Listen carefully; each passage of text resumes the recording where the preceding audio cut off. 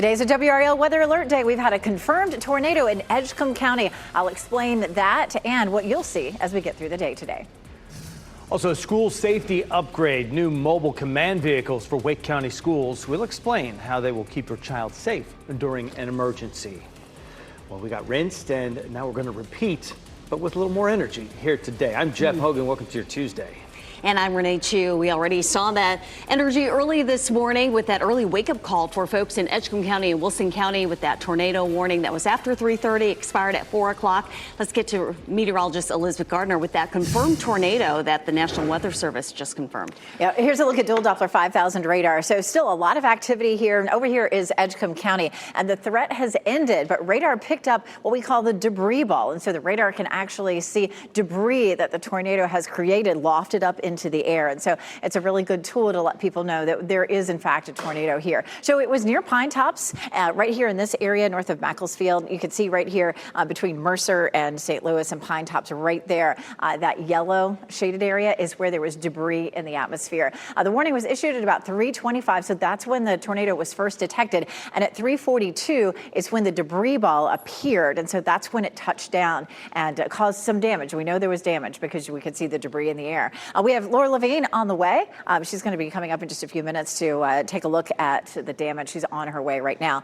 If you have any reports, I know a lot of folks are sleeping at that point, but go to WRAL.com/report it and let us know if you've had damage where you are. Let's take another look at other parts of the radar. Lots more lightning this morning. Today is going to be a much more sort of dramatic day than it was yesterday. Definitely a lot of rain, but a lot of thunder and lightning. As a matter of fact, picking up a lot of that on the cameras. And of course, that's southwest Wake County over into eastern Chatham County. We still have the flood watch in effect. We could see another inch of rain or more. It will continue on and off today, but it may not be quite as steady as it was yesterday. But we're going to add that potential for thunderstorms. We have a level 1 risk for severe storms.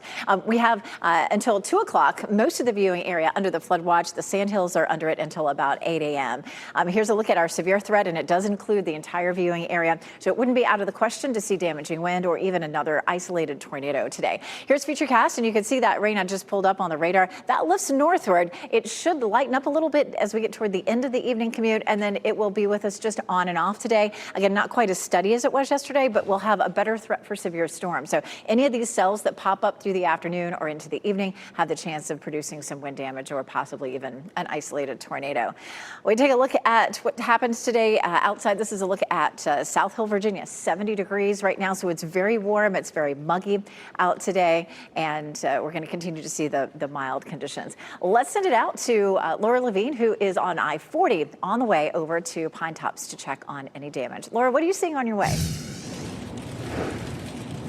Elizabeth, good morning. Yes, so right now we are on I-40 here in the Raleigh area, and you can just see the heavy downpours that are coming in right now with our windshield wipers moving at a pretty quick pace here. It is really wet out here because we are seeing just a lot of rain really beginning to pick up in the last 30 minutes or so. As you mentioned, we are heading to where that tornado was confirmed in Edgecombe County. We're going to give you live reports of what we're seeing. For the meantime, though, we're going to also show you looks of what we're traveling through on the road if you do have an early morning commute today. We'll keep you updated here in the WRAL Storm Tracker. Laura Levine, WRAL News in Raleigh. Our team coverage continues with WRAL's Kelsey Coffey, who is driving around in Wake County to give us a look at the road and weather conditions there. Kelsey, where are you and what are you seeing? Hey, Renee, right now we are on Maynard Road in Cary. We can update folks in the last 30 minutes that more than 600 customers are without power near Holly Springs. Right now we're working to find out if this is weather related, but just as far as your morning commute, it's going to be wet, it's going to be messy, really across our entire viewing area. So you're going to want to slow down and give yourself a little bit of extra time. Kelsey Coffey, WRAL News, live in Cary. As we've mentioned this morning, we've had 2 tornado warnings in Edgecombe County in less than 12 hours span, one in just about an hour ago. And the National Weather Service is finalizing a plan to go out and look at possible damage from the one last evening. Take a look at this video, though. Eva Martin and her mother were driving and they spotted what appeared to be a funnel cloud, and no injuries were reported. We are waiting for the National Weather Service to confirm it was a tornado. Tarboro saw some damage as well. The storm ripped up trees. One landed on this woman's home right there. You can stay ahead of the storms by downloading the WRAL News app. The WRAL meteorologists will be tracking this weather, all the changes that you'll find today. You can also sign up for push alerts to go straight to your phone. It's free to download for you. Today, Justice Allison Riggs will be certified for her seat on the state Supreme Court. The certification ceremony will happen at 10 this morning on the Capitol grounds in Raleigh. It is open to the public. Last week, 6 months after the election, Riggs' challenger, Jefferson Griffin, said he would seek no further appeals of a federal ruling over the election results. Over $10 million of increased funding could be coming to Durham Public Schools. Today, the Board of Commissioners and Board of Education will meet to talk about the recommended budget for 2025-26. County manager presented it last night. It proposes over $10 million more in funding for public schools. That brings the total annual funding to nearly $223 million. That meeting is happening this morning at 9. A final vote on the county budget is happening on June 9th. Wake County School Board members will get a look at new safety vehicles today. The school system now has 3 mobile command vehicles. The units have communications equipment and can coordinate emergency response from the field. The goal is to help streamline communication with school leaders and emergency responders. The ideal scenario is for school leaders and school safety officials to be in the same space with your law enforcement tactical teams and other decision makers from different agencies. A state grant paid for the vehicles. The school board's Safety and Security Committee will get a demonstration of them today. You can follow our coverage of the school board at the education section of WRAL.com. New this morning, President Donald Trump arrived in Saudi Arabia just a few hours ago. This is the first overseas tour of his second term. Saudi Crown Prince Mohammed bin Salman greeted him as he arrived. During the trip, Trump plans to visit Qatar and the United Arab Emirates. And while he's in Qatar, he's expected to visit with service members at the U.S. Air Base there. Trump says he is open to making a detour to Turkey to attend potential peace talks between Russia and Ukraine on Thursday. These 2 men are facing charges in connection with the fight that led to a shooting inside a Raleigh restaurant on Mother's Day. Alexander Barnes and Jermaine Mitchell face charges of assault with a deadly weapon.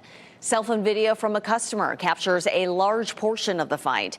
While some ran out of the restaurant, others stayed to help the injured. Chairs were thrown, shots rang out, and people ran for safety.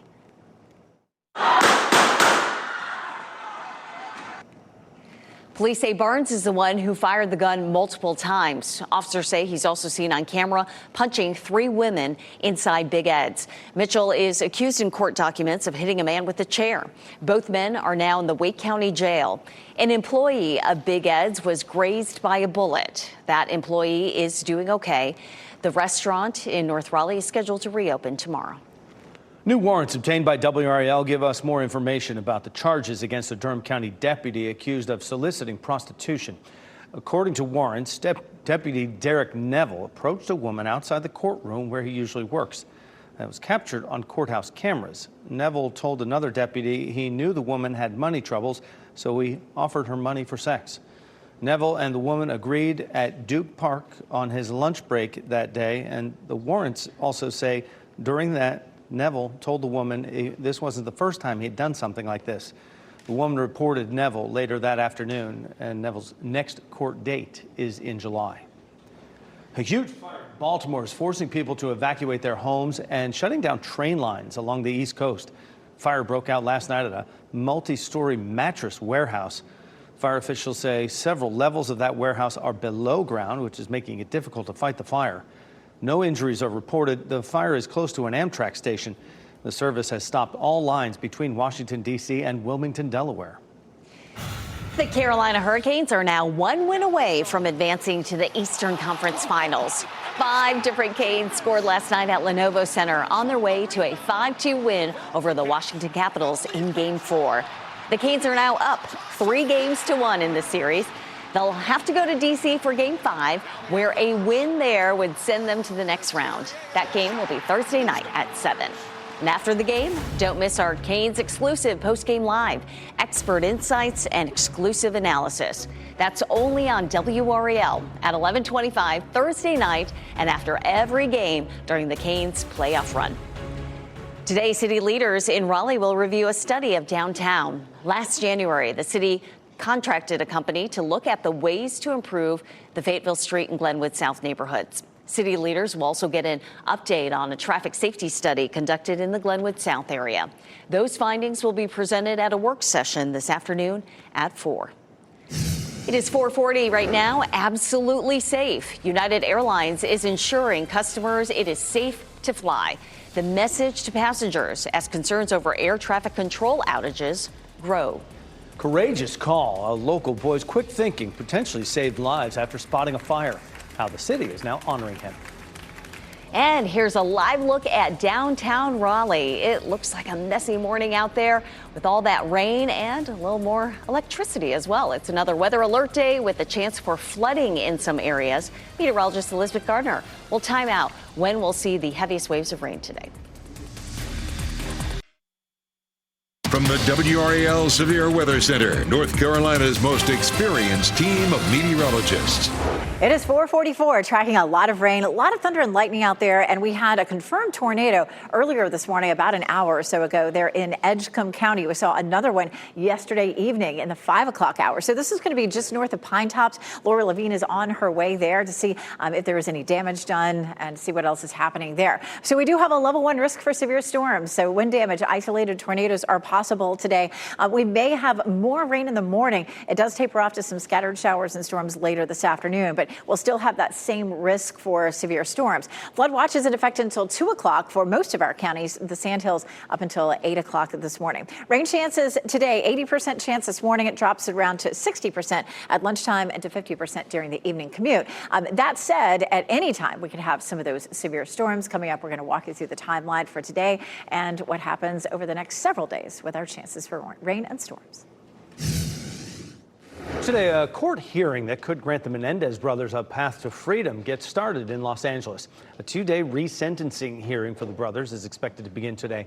It was pushed back from last month when the newly elected county prosecutor asked for more time to review the case. Eric and Lyle Menendez are currently serving life in prison without the possibility of parole for the murders of their parents. If the judge grants them a revised sentence, a parole board will review their case and could recommend them for release. United Airlines is ensuring its customers that it is safe to fly as concerns are growing over air traffic control outages and delays at Newark Airport. It is absolutely safe to fly.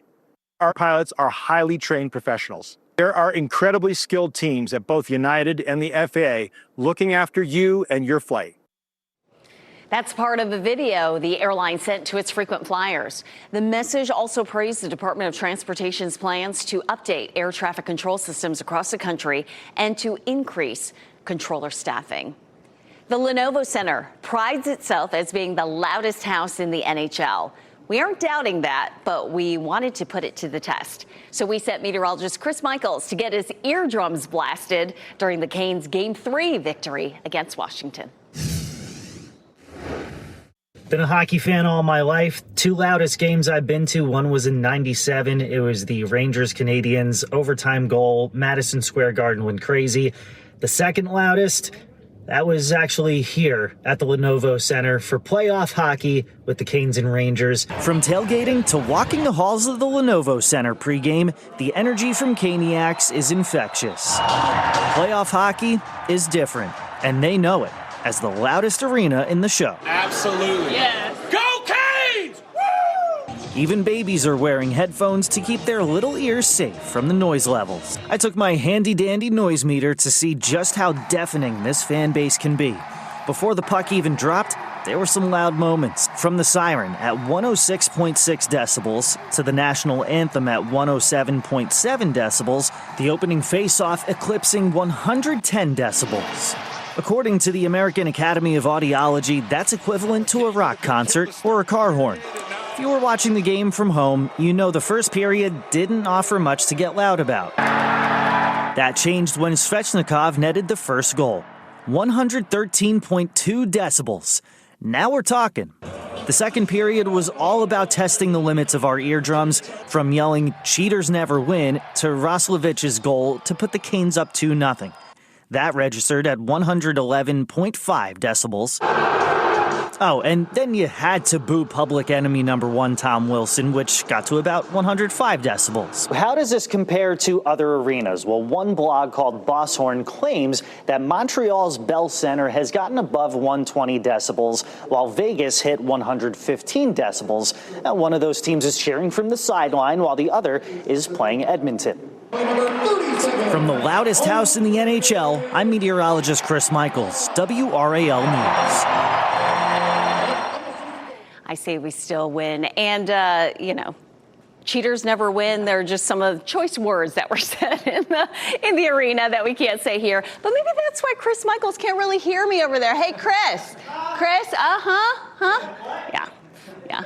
His eardrums are still recovering from that. Meteorologist Elizabeth Gardner in the WRAL Severe Weather Center, who can hear just fine. Elizabeth, it's a messy, messy morning. It is, but what fun last night. That was a great story by Chris. So we take a look at dual Doppler 5000 radar.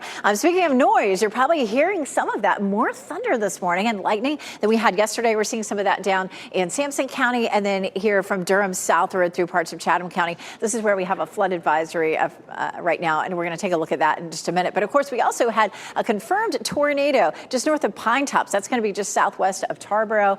It was reported at about 3:25. That's about the time that the tornado warning was issued. And then a debris ball, which is where the tornado, of course, hits something on the ground and lofts the debris into the air. That happened at 4:42, and it was around Faith Chapel Church road right there. You can see that 345. And this area right here, this bright orange area, is where that debris ball was. And so it makes it a confirmed tornado. So Laura Levine's on the way to see what sort of damage was done. Also picking it up on the radar there as well. You can see the radar velocity. So debris detected at NC42 and Drake Farm Road, also near Faith Chapel Church Road as well. And if you have any reports, if you're in that area, go to WRAL.com/report it. And we would love to hear what may have happened.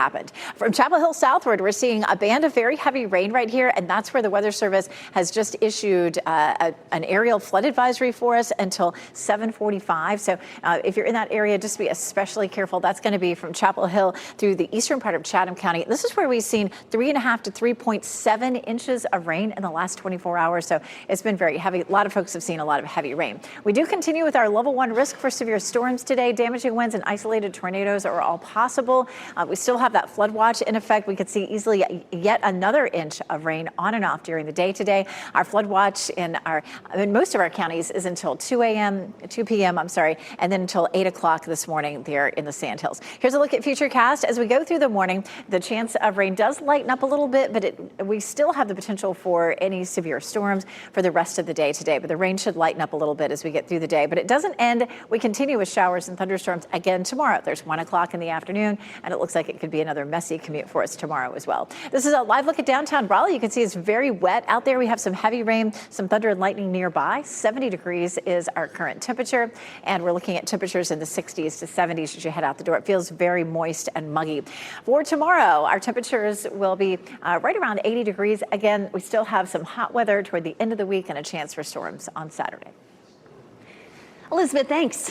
Honored for helping. A 12-year-old Fayetteville boy is being recognized for his quick thinking. If anybody is going to call, if you ever come into a situation to call 911, I need you to do what this young man did. His call for help and how it could have saved lives.